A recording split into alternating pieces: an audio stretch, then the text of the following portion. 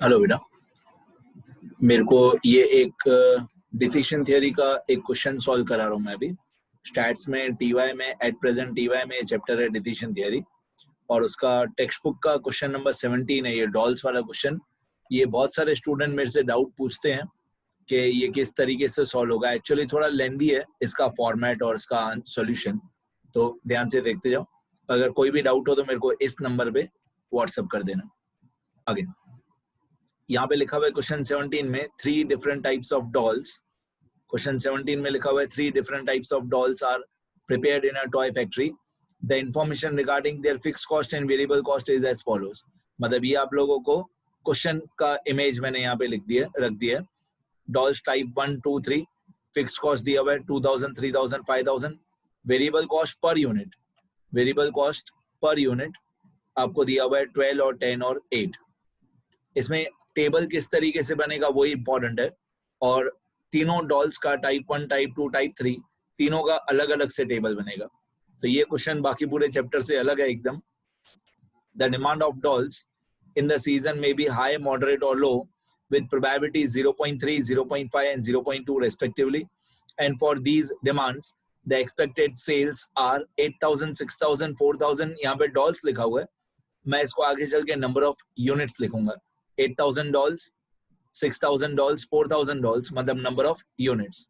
यहाँ पे the starting से एक बार मैं पढ़ रहा हूँ। The demand of dolls in the season में बी हाई, मॉडरेट और लो, मतलब डिमांड ज्यादा हो सकती है, मॉडरेट मतलब एवरेज हो सकती है या लो हो सकती है, with the probability 0.3, 0.5, 0.2 respectively, and for these demands the expected sales are 8000, 6000 and 4000 dolls. The selling price of these dolls are 15, 12 and 10 respectively. Which type of dolls should be prepared to earn maximum profit? अब इसका table बनाना ही थोड़ा tricky है, सुनना सब लोग ध्यान से।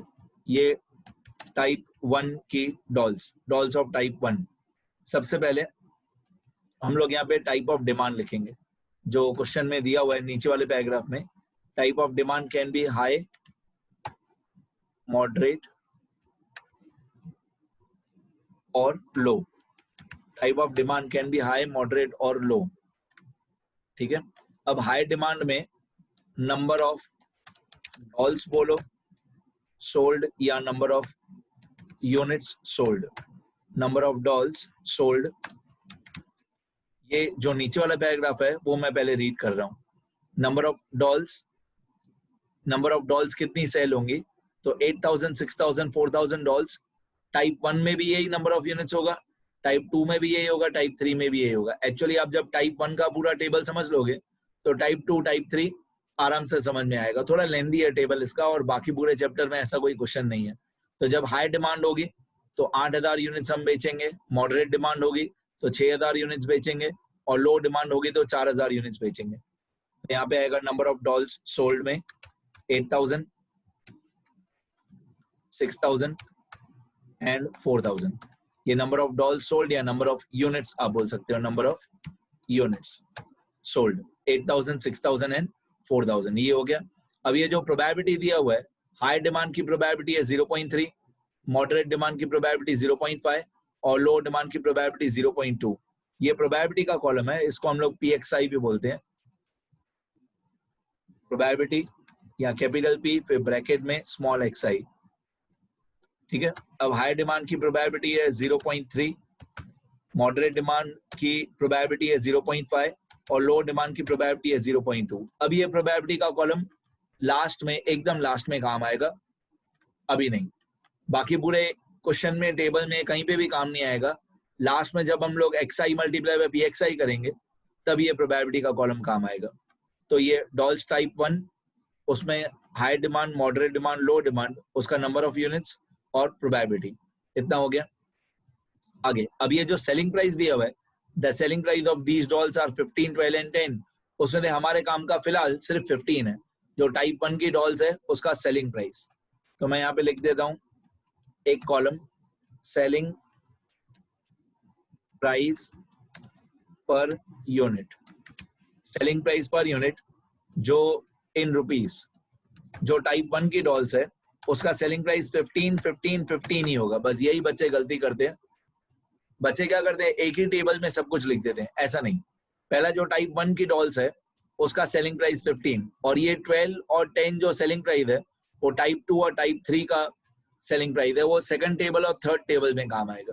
ठीक है, अब मैं यहाँ पे कॉलम नंबर लिख देता हूँ, column number 1, column number 2, column number 3, इस तरीके से मैं कॉलम नंबर लिख देता हूँ, कॉलम नंबर 1 2 3। आगे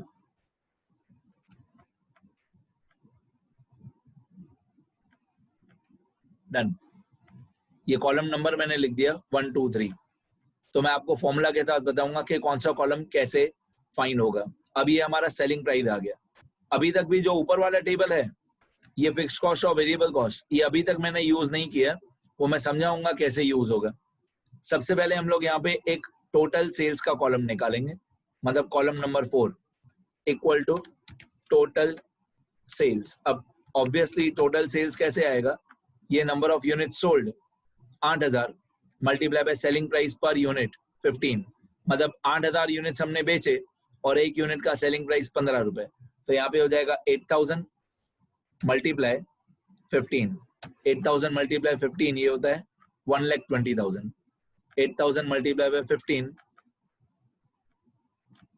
ये हो जाएगा हमारा 1,20,000 रुपीस टोटल सेल्स। और अगर आपको फॉर्मूला चाहिए तो column number 4 equal to column number 1 multiply by column number 3।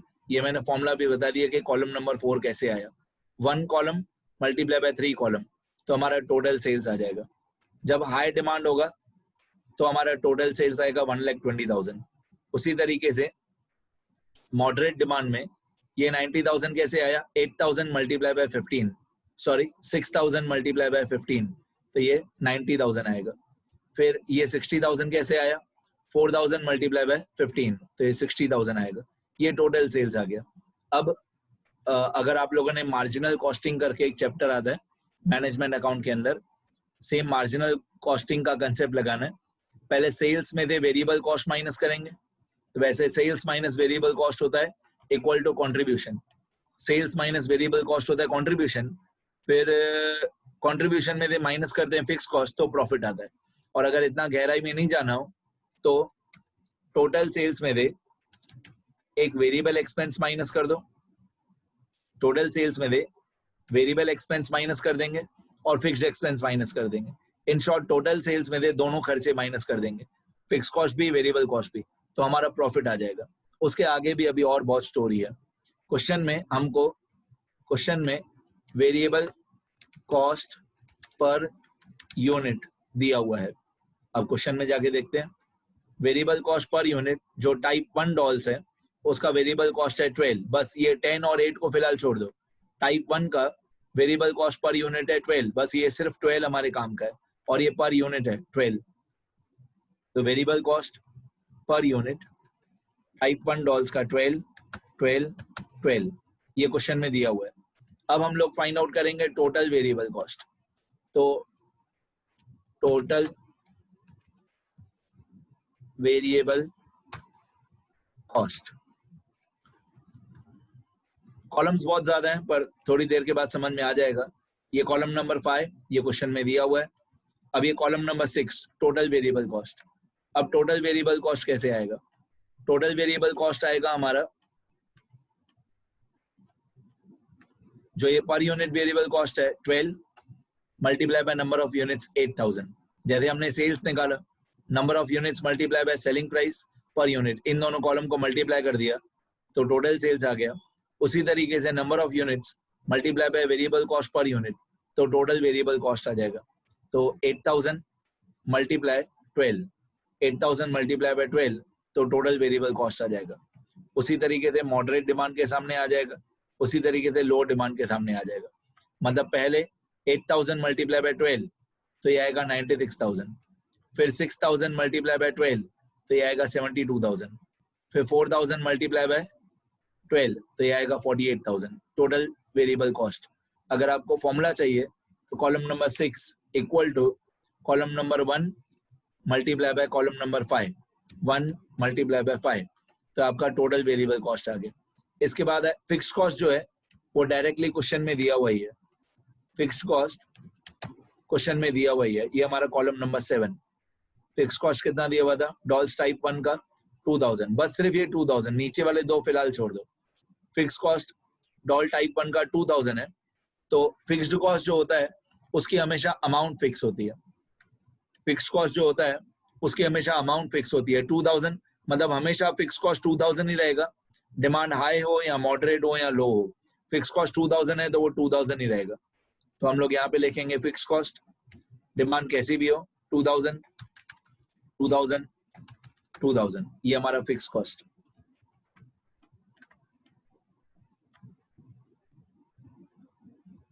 Okay, अब सेल्स में दे, टोटल सेल्स में दे, हम लोग क्या करेंगे, टोटल सेल्स में दे ये दोनों एक्सपेंसेस माइनस कर देंगे। ये हमारा टोटल सेल्स है, मतलब कॉलम नंबर 4, इसमें दे वेरिएबल कॉस्ट भी माइनस कर देंगे, फिक्स कॉस्ट भी माइनस कर देंगे, तो हमारा प्रॉफिट आ जाएगा। ये कॉलम नंबर 8 प्रॉफिट। प्रॉफिट कैसे आएगा, टोटल सेल्स में दे वेरिएबल कॉस्ट और फिक्स कॉस्ट दोनों माइनस कर देंगे, तो column number 8 equal to column number 8 equal to column number 4 -6 -7, 4 -6 -7, तो हमारा प्रॉफिट का अमाउंट आ जाएगा। टोटल सेल्स हुआ हमारा 1,20,000, उसमें से 96,000 वेरिएबल कॉस्ट माइनस हो जाएगा और 2,000 फिक्स कॉस्ट माइनस हो जाएगा। तो कहने का मतलब है 1,20,000 माइनस 96,000 माइनस 2,000, 1,20,000 माइनस 96,000 माइनस 2,000, तो टोटल सेल्स में दे टोटल वेरिएबल कॉस्ट और फिक्स कॉस्ट, बस यही सबसे इंपॉर्टेंट फॉर्मूला है। टोटल सेल्स में दे टोटल वेरिएबल कॉस्ट और फिक्स कॉस्ट दोनों माइनस कर देंगे तो हमारा प्रॉफिट आ जाएगा। हाई डिमांड में, मॉडरेट डिमांड में और लो डिमांड में। फिर यहाँ पे सेकंड लाइन में 90,000 माइनस 72 माइनस 2, तो ये आएगा 16,000 16,000, और थर्ड लाइन में 60,000 माइनस 48,000 माइनस 2,000, तो हमारा प्रॉफिट आ जाएगा 10,000। अब इस प्रॉफिट को, जो प्रॉफिट कॉलम होता है ना बेटा, ये हमारा एक्सआई कॉलम होता है। अब हम लोग एक्सआई और पीएक्सआई दोनों को मल्टीप्लाई करेंगे, बस लास्ट कॉलम एक्सआई पीएक्सआई, एक्सआई पीएक्सआई, ठीक है। एक्सआई मल्टीप्लाई बाय पीएक्सआई, मतलब ये जो प्रॉफिट आया ये हमारा एक्सआई है 22,000, मल्टीप्लाई बाय पीएक्सआई ये 0.3 प्रोबेबिलिटी, ये प्रोबेबिलिटी का कॉलम अभी लास्ट में काम आएगा।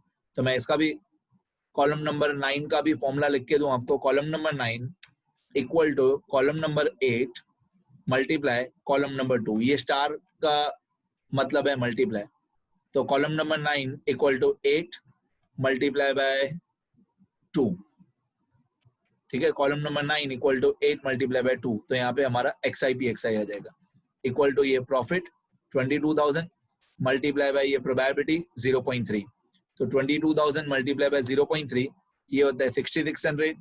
उसी तरीके से बाकी के दो हो जाएंगे, तो ये 16,000 मल्टीप्लाई बाय ये 0.5, तो ये आएगा 8,000। XI multiply by PXI 16,000 multiply by 0.5, फिर यहाँ पे लास्ट में ये 10,000 मल्टीप्लाई बाय 0.2, तो ये आएगा 2,000। अब इसका जो टोटल होता है उसी को हम लोग EMV बोलते हैं, expected monetary value. Expected monetary value जो इन तीनों का टोटल आएगा वो, तो इन तीनों का टोटल आएगा equal to sum from 6,600 to 2,000, तो इन तीनों का सम आ रहा है 16,600, इसको हम लोग बोलते हैं EMV एक्सपेक्टेड मॉनिटरी वैल्यू 16,600। लेकिन अभी तक सिर्फ टाइप 1 डॉल कंप्लीट हुआ है, ऐसे दो टेबल और भी बनेंगे, बहुत लेंथी है मुझे पता है, बट ऐसे दो टेबल अभी और भी बनाने। तो मैं क्या करूंगा, पहले पूरा टेबल कॉपी करूंगा और बाद में सिर्फ नंबर्स चेंज करूंगा, कंट्रोल C कंट्रोल V। अभी डॉल्स टाइप 2, अब मैंने सब जगह पे फॉर्मूला लगा दिया, मैं सिर्फ नंबर्स चेंज करूंगा और अपने आप लास्ट तक कैलकुलेशन खुद ही होगी। आप लोगों को लैपटॉप वगैरह अलाउड नहीं है, आप लोग कैलसी पे ही और सप्लीमेंट्री और पेन से ही ये सब करोगे आप। अभी डॉल्स टाइप 2, उसमें number of unit sold same रहेगा 8,000 6,000 4,000। जो नीचे वाला पैराग्राफ था ये number of unit sold 8,000 6,000 4,000, type 2 dolls में भी यही रहेगा। प्रोबेबिलिटी 0.3 0.5 और 0.2 0.3 0.5 0.2 प्रोबेबिलिटी भी यही रहेगा, तो नंबर ऑफ यूनिट्स भी सेम रहेगा। ये 8,000, 6,000, 4,000, प्रोबेबिलिटी भी सेम रहेगा 0.3, 0.5 और 0.2. सेलिंग प्राइस चेंज हो जाएगा. टाइप 2 डॉल्स का सेलिंग प्राइस चेंज हो जाएगा. ये टाइप 1 का सेलिंग प्राइस है 15, टाइप 2 का सेलिंग प्राइस है 12. तो टाइप 1 में हमने सेलिंग प्राइस लिखा था ये वाला 15. अब टाइप 2 में मैं सेलिंग प्राइस कर दूंगा 12, 12, 12, 12. मतलब हाई डिमांड हो या मॉडरेट डिमांड हो या लो डिमांड हो, सेलिंग प्राइस पर यूनिट 12 ही रहेगा. तो आपने देखा ये ऑटोमेटिकली ये टोटल सेल्स का कॉलम अपने आप चेंज हो गया, क्योंकि मैंने पहले फॉर्मूला लगाया था 8,000 मल्टीप्लाई बाय 12, 96,000. फिर 6,000 मल्टीप्लाई बाय 12, 72,000. फिर 4,000 मल्टीप्लाई बाय 12, 48,000. अभी सब ऑटोमेटिकली होते जाएगा, मैं खाली वैल्यूज पुट अप करके बता रहा हूँ. अब वेरिएबल कॉस्ट, तो वेरिएबल कॉस्ट का जो कॉलम है पर यूनिट, ये टाइप 2 डॉल्स में कितना दिया हुआ था. तो टाइप 2 डॉल्स में वेरिएबल कॉस्ट था पर यूनिट ये 10. ये वेरिएबल कॉस्ट है पर यूनिट 10. तो मैं वेरिएबल कॉस्ट के कॉलम में जाऊंगा पर यूनिट, और यहाँ पे मैं लिख दूंगा 10, 10, 10. तो आपने देखा ये वैल्यूज अपने आप चेंज हो गई.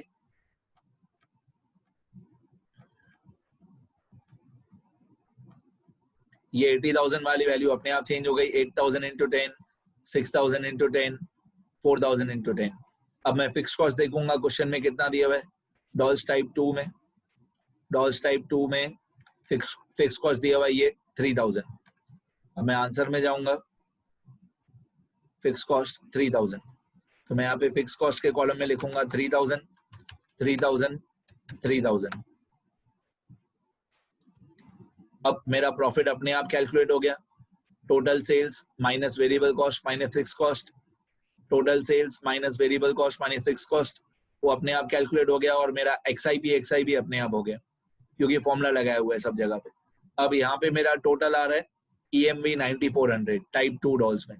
सेम इसी तरीके से कॉपी पेस्ट करके टाइप 3 डॉल्स सॉल्व करेंगे. बस अभी 2 मिनट में कंप्लीट. टाइप 3 डॉल्स में सेम यही टेबल बनाएंगे. बस ये टेबल याद करके जाना, कितने कॉलम्स है 1 से लेकर 9 तक, 9 कॉलम्स याद करके जाना. Dolls type 3. अब डॉल्स टाइप 3 में नंबर ऑफ यूनिट सेम रहेगा 8,000, 6,000, 4,000.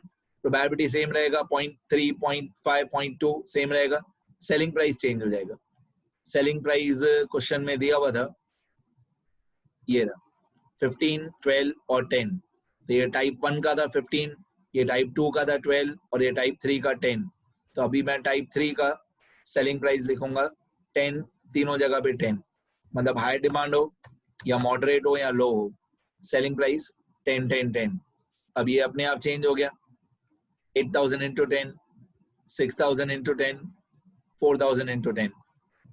Variable cost per unit type 3 का, तो टाइप 3 का वेरिएबल कॉस्ट पर यूनिट है ये रहा 8, और ये fix cost 5,000. Variable cost per unit 8 और फिक्स कॉस्ट 5,000. तो मैं पहले वेरिएबल कॉस्ट लिखूंगा पर यूनिट 8 टाइप 3 में. ये वेरिएबल कॉस्ट 8, 8, 8. तो टोटल वेरिएबल कॉस्ट अपने आप आ गया 8,000 इंटू 8, 6,000 इंटू 8, 4,000 इंटू 8. अब फिक्स कॉस्ट था इसका 5,000. तो फिक्स कॉस्ट हमेशा 5,000 सेम ही रहेगा. 5, 5, 5. फिक्स कॉस्ट हमेशा सेम रहेगा, हमेशा फिक्स, उसका नाम ही फिक्स्ड है, वो हमेशा सेम रहेगा अमाउंट. अब प्रॉफिट, तो टोटल सेल्स में दे minus total variable cost minus fix cost, मतलब 80,000 माइनस 64,000 माइनस 5,000. तो ये 11,000 आएगा. फिर 60,000 माइनस 48,000 माइनस 5,000, तो 7,000 आएगा. 40 माइनस 32 माइनस 5, तो 3,000 आएगा. फिर XI मल्टीप्लाई बाय PXI, मतलब 11,000 मल्टीप्लाई बाय 0.3, फिर 7,000 मल्टीप्लाई बाय 0.5, फिर 3,000 मल्टीप्लाई बाय 0.2. तो ये आया 7,400. अब पहले फर्स्ट डॉल का EMV आया था 16,600, सेकंड डॉल का 9,400 टोटल EMV, और थर्ड डॉल का 7,400. ठीक है, थर्ड का टोटल आया था 7,400, सेकंड का टोटल आया था 9,400, और फर्स्ट का टोटल आया था 16,600. अब क्वेश्चन में ऑब्वियसली ये पूछा हुआ है कि कौन से टाइप की डॉल बनानी चाहिए। यहाँ पे लिखा हुआ है which, last line, which type of doll should be prepared to earn maximum profit. तो वो डॉल बनानी चाहिए जिसका EMV हाईएस्ट हो। तो मैक्सिमम EMV टाइप 1 का है, क्योंकि इसका EMV का टोटल है सिग्मा XIP बोलते हैं, सिग्मा XIP 16,600, फर्स्ट का, सेकंड का 9,400, थर्ड का 7,400। तो मैक्सिमम EMV है 16,600। कौन सी डॉल्स है? टाइप 1। अब कंक्लूजन,